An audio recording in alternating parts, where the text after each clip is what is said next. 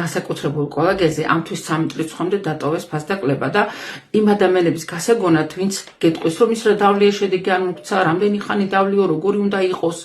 სწორედაც ეს არის პირველი, რაზეც უნდა იზრუნოთ, როგორი უნდა იყოს კოლაგენი. იმიტომ რომ იაფასიანი კოლაგენი არის ცხოველური, ხარი, ღორი, ქათამი და იმიტომ რომ ძალიან დიდი მოლეკულური ზომა აქვს, ვერ შემოდის თქვენი უჯრედში და მართლა გადაყრილებულია.